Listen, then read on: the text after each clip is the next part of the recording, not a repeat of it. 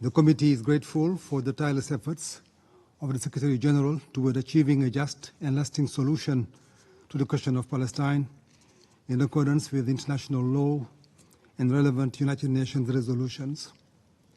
In April, we urgently called on the Security Council to heed the General Assembly and the growing public demand for an immediate ceasefire in Gaza. Israel's relentless and disproportionate military actions in densely populated Gaza have caused more than 38,000 dead and 85,000 injured, while displacing over 1.9 million Palestinians. The Security Council must demand an immediate halt to Israeli military actions, reject the normalization of such atrocities, the wanton killing of non-combatant, including women, children, and the elderly. The Security Council must also demand an immediate halt of all violations being committed against the civilian population under Israel's occupation. We welcome the long overdue listing of those committing grave violations against children as detailed in this year's report of the Secretary General on Children and Armed Conflict. This step must contribute to accountability and help deter the heinous crimes being perpetrated against children in this prolonged conflict. Dear Council members, our collective inaction is shameful and exacerbates Gaza's humanitarian catastrophe. We must make our slogans a reality, support the Palestinian people's inalienable right to self-determination, and fulfill our commitment to leave no one behind. Women in Gaza, who are the majority of the victims, are bearing increased caregiving and domestic burdens in tents and makeshift shelters. The situation worsens daily as families are forced to move from one Israeli designated so-called safe zone to another, none of which being actually safe, as they are all targets of Israeli bombings. The majority of the 2.3 million Gazans are forced to live amid rubble and garbage. Scores of dead bodies lying around and a demolished sanitation system are heightening the risk of disease. Hunger is a painful reality afflicting the entire population, while Israel continues to hamper delivery of humanitarian assistance. The committee reiterates its strong support to the work of UN agencies in the occupied Palestinian territory, including East Jerusalem and Gaza. We unequivocally decry Israel's steps to undermine UNRWA and prevent the agency to implement its GA-mandated activities. As the Secretary General stated at the recent UNRWA pledging conference, there is no alternative to UNRWA.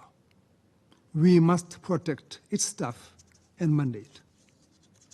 Distinguished Council members, violence in the occupied West Bank, including East Jerusalem, continues at alarming levels, driven by Israel's army and settlers. Palestinian communities continue to suffer an ongoing Nakba, forcibly driven from their land and becoming dispossessed. According to the Israeli press, hundreds of Palestinians in East Jerusalem are facing eviction. Israel provocations, ongoing challenges to the historic and legal status quo at the holy sites, and growing Judaization of the city put pressure on its Palestinian and Arab inhabitants, risking further tensions and violence. We reiterate that any action taken by Israel to impose its laws, jurisdiction, and administration on the holy city of Jerusalem are illegal. We condemn the expansion of illegal settlements and outposts fueled by state policy and Israeli extremists. All settlement activity must stop. The committee acknowledges efforts by Egypt, Qatar, and the US to broker a ceasefire and the release of hostages. The committee highlights the grave situation of Palestinian detainees in Israel prisons, often held without any charge and reportedly subject to torture, and reiterates calls for the release of all those unlawfully detained. As has been stated in this chamber many times, this conflict has wider ramifications. We must strive for peace in occupied Palestine, including East Jerusalem, and must demand adherence by all to the UN Charter's principles principles to prevent proliferation of conflicts that threaten regional stability and global peace and security. UN resolutions and international law are clear. As the occupying power, Israel has the obligation to protect Palestinian civilians. The committee calls for humanitarian access to assist the civilian population and without delay. The committee recently concluded delegation visit to CARICOM, ASEAN, and the OIC to advocate for Palestinian rights. We warmly welcome the recent recognition of Palestine by Barbados, the Bahamas, Jamaica, and Trinidad and Tobago, as well as by Armenia, Ireland, Norway, Slovenia, and Spain. The committee encourages every country that has not done so to recognize Palestine, affirming the inalienable right of the Palestinian people to self-determination and independence. Recognition is an investment in peace and brings hope to the Palestinian people.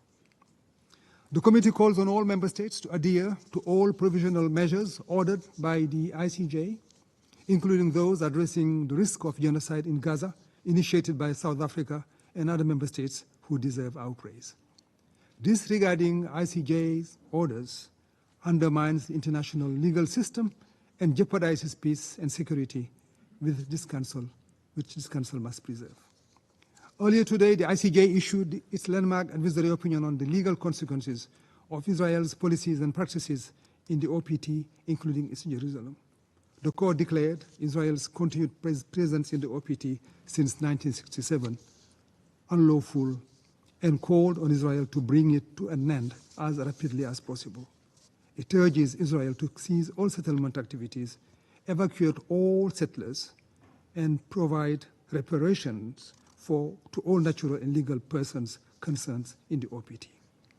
The court also advised that all states are under an obligation to not recognize as legal the situation arising from this unlawful presence of Israel in the OPT and not to render aid assistance in maintaining the current situation. We urge the General Assembly and the Security Council to act on the court's call to end the unlawful presence of the state of Israel in the occupied Palestinian territory swiftly. Our committee and all member states must stand ready to support these efforts. Let me conclude by reaffirming that the only viable scenario for a peaceful future is a two-state solution based on UN resolutions and international law, with Israel and Palestine living side by side in peace and security, and with East Jerusalem as the capital of the state of Palestine. I thank you.